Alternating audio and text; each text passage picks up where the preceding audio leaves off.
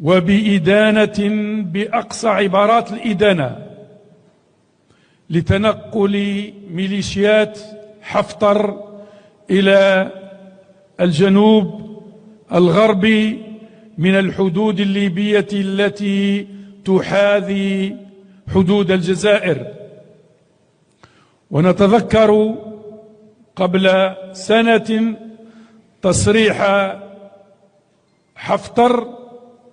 وبدون أي مقدمات وبدون أي أسباب، عندما صرح بصريح العبارة بأننا وفي خلال 5 دقائق بإمكاننا نقل المعركة إلى الساحة الجزائرية. ونحن كحزب سياسي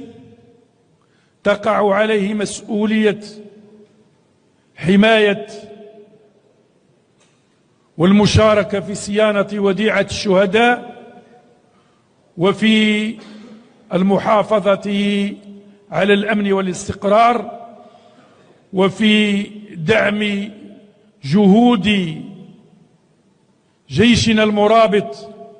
على الثغور وفي وضع يدنا في يد مختلف مؤسسات أو أجهزتنا الأمنية للدفاع عن السيادة، وفي التحامنا مع رئيس الجمهورية القائد الأعلى للقوات المسلحة والموجه للدبلوماسية الجزائرية، أن نضع أولا كل قدراتنا وإمكانياتنا ومواقفنا وبياناتنا وتصريحاتنا تحت تصرف مؤسسات دولتنا. ثانيا، نسلم بأن صلاحية الأمن والدفاع والخارجية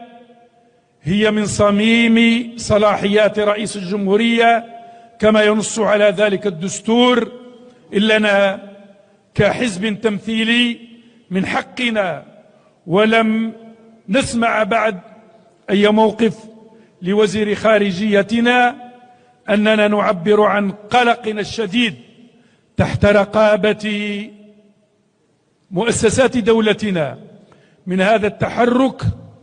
الذي نتوجس منه خيفة من هذا المدعو حفتر، ليس لكونه هو الأداة، وإنما لكونه أداة وظيفية، أو ليس لكونه أداة وظيفية، وإنما نتكلم على من وظفه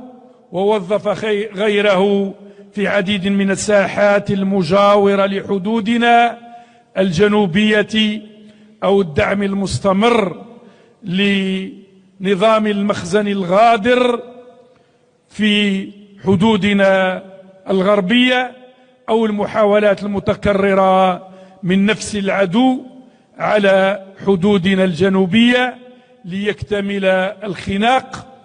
في كل جغرافيا الجزائر من شرقها إلى غربها.